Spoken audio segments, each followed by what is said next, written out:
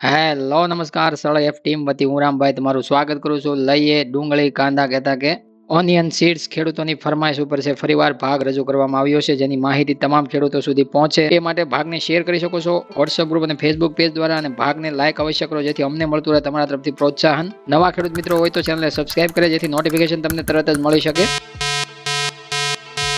જોકે અલગ અલગ પાકોની અંદર છે આપણે સાપ્તાહિક ભાગ છે વારંવાર રજૂ કરતા હોઈએ છીએ, જેની અંદર સપ્તાહ દરમિયાન જે પણ વધઘટ અને ભાવની અંદર કાંઈ પણ ફારફેર તેજી મંદીની ચર્ચાઓ કરતા હોઈએ છીએ, અને અલગ અલગ પાકના ભાગ છે અહીંયાથી રજૂ કરવામાં આવતા હોય. એવી જ રીતે ખેડૂતોની ફરમાઈશ ઉપર આજે ડુંગળીનો ભાગ ફરીવાર રજૂ કરવામાં આવ્યો છે.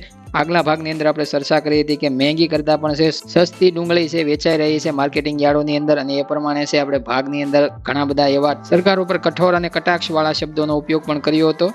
ડુંગળીની અંદર જોઈએ તો મહારાષ્ટ્ર, ગુજરાત, મધ્યપ્રદેશ, રાજસ્થાન આ જે રાજ્યો છે એની અંદર છે વ્યાપક પ્રમાણમાં છે ઉત્પાદન અને વ્યાપક પ્રમાણમાં છે ખેડૂતો છે વાવેતર કરતા હોય છે.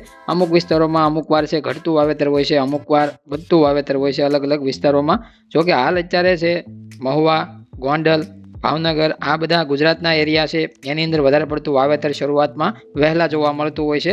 અને વહેલા વાવેતર કહેતા કે સૌરાષ્ટ્ર પટ્ટામાં ઘાવરિયા તરીકે જાણીતી ડુંગળી એટલે કે ચોમાસું પાક છે, ચોમાસાની અંદર પણ છે ડુંગળી જે થતી હોય છે એને ઘાવરિયા શબ્દનો ઉપયોગ કરી નામનું ઉચ્ચારણ કરતા હોય, એટલા માટે કે ચોમાસું પૂરું થયા બાદ છે એના નીકળવાનો ટાઈમ થતો હોય છે, એટલે કે એની કાપણી થતી હોય છે. જ્યારે ઋષિફળ, પંચગંગા એવા નામોથી વેરાયટીઓ કંપની દ્વારા વેચાઈ રહી છે, અને એ વધુ પ્રચલિત માની આ જાતો છે. તો આમાંથી જે પણ ડુંગળી અલગ અલગ જાતોમાંથી થતી હોય છે, અલગ અલગ પાક તૈયાર થતો હોય છે, એ પાક તૈયાર થયા બાદ છે ક્વોલિટી વાઇઝ છે વેચાણ છે માર્કેટિંગ યાર્ડોમાં જોવા મળતું હોય છે.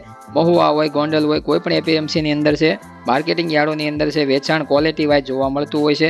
અને ક્વોલિટી વાઇઝ વેચાણ છે આપણે જોઈએ તો પ્રથમ જે આપણે ભાગ રજૂ કર્યો હતો ત્યારે છે માત્ર છે 3 રૂપિયાથી લઈ અને 7 રૂપિયાના કિલોના ભાવે વેચાઈ રહી હતી ડુંગળી, એટલે કે માત્ર 60 રૂપિયાથી લઈને 150 રૂપિયાની વચ્ચે છે ડુંગળી છે વેચાઈ રહી હતી પ્રતિમણ 20 કિલોના ભાવે આપણે જોઈએ તો. અને જોઈએ તો એ માવઠા બાદની શરૂઆતમાં છે ડુંગળીની ડેમેજ સ્થિતિ પણ જોવા મળતી હતી. અમુક સારી ક્વોલિટી પણ છે નબળી ક્વોલિટીની પાછળ છે ડેમેજમાં વેચાઈ જતી હતી, અને વેપારી દ્વારા છે ઘણા બધા નીચા ભાવ અને ઘણા બધા ભાવની અંદર જોઈએ તો કોઈ પણ પોષણક્ષમ ભાવ કહી ન શકાય એવા ભાવે છે ડુંગળી અલગ અલગ માર્કેટિંગ યાર્ડોની અંદર વેચાતા જોવા મળી હતી ગુજરાત રાજ્યભરની અંદર. જ્યારે સુપર એક્સ્ટ્રા એક્સપોર્ટ ક્વોલિટીની અંદર ચર્ચા કરીએ તો લાલની અંદર છે 225 રૂપિયા કે 50 રૂપિયા સુધી ઊંચામાં ઊંચો ભાવ જોવા મળતો હતો. એવી રીતે સફેદ ડુંગળીની વાત કરીએ તો ઊંચામાં છે સારી સુપર એક્સ્ટ્રા અને એક્સપોર્ટ ક્વોલિટીમાં ભાવ છે 500 રૂપિયા સુધી ઊંચા જોવા મળતા હતા ત્યારે.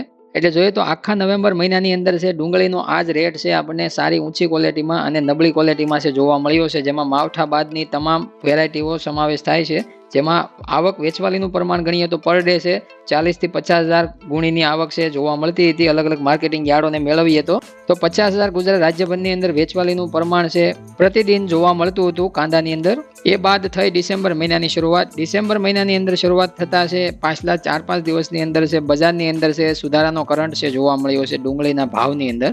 અને એની ચર્ચા કરીએ તો ડિસેમ્બર મહિનો હવે રનિંગ છે, અને એ મહિનાની અંદર છે આપણે જોઈએ તો અત્યારે હાલ છે ગોંડલ, મહુવા, ભાવનગર એમાં આપણે મહુવાની ચર્ચા કરીએ તો મહુવાની અંદર આવક છે લાલ ડુંગળીની છે લગભગ 8,000 થી 8,500 થેલીની છે જોવા મળે છે.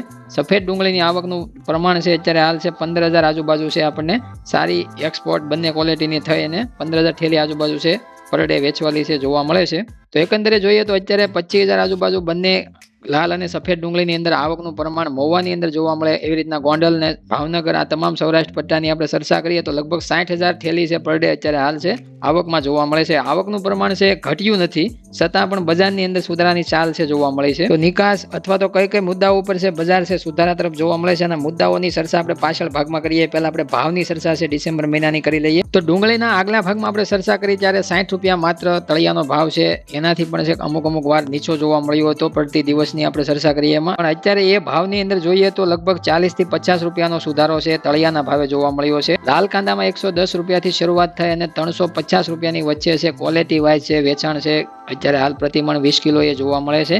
અને જોઈએ તો સારી એકસ્ટ્રા સુપર ક્વોલિટી વાત કરીએ તો એમાં ભાવ છે લગભગ 450 રૂપિયા સુધી છે ઊંચા જઈ શકે છે, અને અમારા અનુમાન પ્રમાણે હજી પણ એમાં 50 રૂપિયાના પ્રતિમણ સુધારાની આશા રાખી શકીએ. એવી જ રીતે સફેદ ડુંગળીની ચર્ચા કરીએ તો શરૂઆતમાં આપણે જ્યારે ભાગ પહેલો રજૂ કર્યો ત્યારે બજાર છે ત્યાં 70 રૂપિયાથી કે 80 રૂપિયાથી જે માગણી થઈ અને તળિયાના ભાવે અમુક દિવસોમાં એનાથી પણ નીચે ભાવની ખરીદી જોવા મળતી હતી. પણ અત્યારે હાલ જોઈએ તો ડિસેમ્બર મહિના દરમિયાન છે 150 રૂપિયાથી શરૂઆત તળિયાના ભાવે થાય એટલે લગભગ 70 રૂપિયાનો સુધારો છે સફેદની અંદર જોવા મળ્યો છે તળિયાના ભાવે. ત્યાંથી સુધારો થઈને 300 રૂપિયા સુધી છે મિનિમમ છે એવરેજ બજાર છે સફેદ ડુંગળીની અંદર જોવા મળે છે.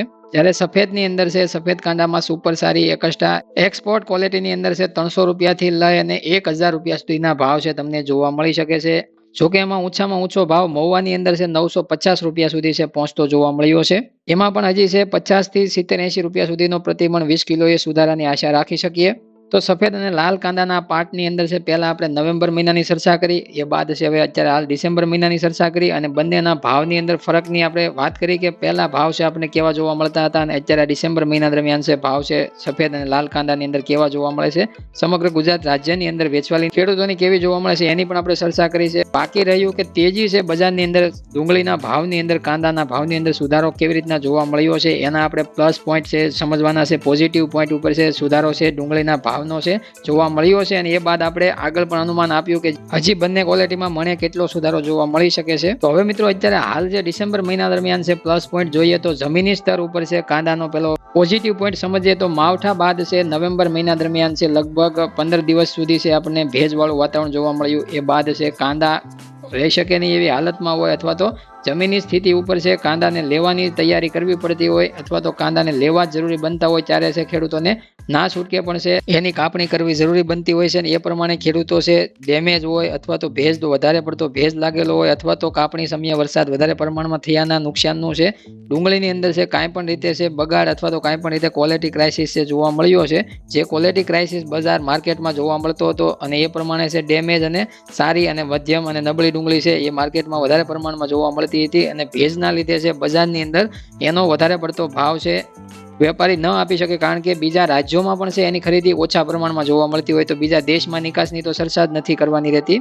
એવી જ રીતે ડિસેમ્બર મહિના દરમિયાન છે અત્યારે હાલ જે ડુંગળી કાપણી થઈ રહી છે એ ડુંગળીનું પ્રમાણ છે નક્કોર ગાંઠિયાનું આપણે કહી શકીએ કે જે દડો છે ડુંગળીનો એ નક્કોર બની શકે છે કારણ કે ભેજ છે સામાન્ય રીતે વરસાદનો માહોલ ગયા પછી ખેડૂતો પોતાના પિયતમાં છે લાસ્ટ પાણ જ્યારે આપતા હોય છે ત્યારે એ પ્રમાણે મેન્ટેન કરતા હોય છે કે ભેજ છે પૂરેપૂરો સાવ સુકાઈ ગયા પછી ડુંગળીની અંદર જે પાછળથી 15 દિવસનો ખેલ હોય છે જે નક્કોર છે દડો થયા બાદ છે વેચાણમાં લાવતા હોય છે ખેડૂતો જેનાથી ક્વોલિટી મજબૂત બને અને ક્વોલિટીની અંદર છે વધારે પ્રમાણમાં ભાવ મળી શકે ખેડૂતોને. એ માટે નક્કોર છે ડુંગળીને બનાવવા માટે ભેજનું પ્રમાણ લાસ્ટમાં છે નહિવત અથવા તો ઓછું કરી દેવું પડતું હોય છે. જેનો મુખ્ય મુદ્દો છે ભાવના સારા તળિયાના ભાવેથી જે 50 રૂપિયાનો સુધારો જે તમને જોવા મળે છે એ સુધારો છે એ ભેજનો છે અને એ ભેજના લીધે છે તમને 50 રૂપિયાનો સુધારો છે ડુંગળીના તળિયાના ભાવે જોવા મળે છે. જે ભેજ સાથે છે ડુંગળી આવતી હતી એ 15 દિવસ પહેલા નવેમ્બર મહિનામાં એટલે એ પહેલો પોઝિટિવ પોઈન્ટ બન્યો. બીજો પોઝિટિવ પોઈન્ટની ચર્ચા કરીએ તો ઇમ્પોર્ટ એક્સપોર્ટ એટલે કે કોઈ પણ પાકની અંદર આયાત નિકાસ ઉપર છે બજાર વધારે પડતી છે તેજી મંદીમાં જોવા મળતી હોય તો ડુંગળીની અત્યારે હાલત એવી છે કે જેની અંદર આયાત છે દેશની અંદર સરકારને કરવાની જરૂર નથી કારણ કે સરકારના ભાવ પ્રમાણે એનાથી પણ છે નીચા ભાવ અત્યારે ખેડૂતોને આગળના ટાઈમમાં મળતા હતા એટલે આયાતની દેશમાં જરૂર રહેતી નથી.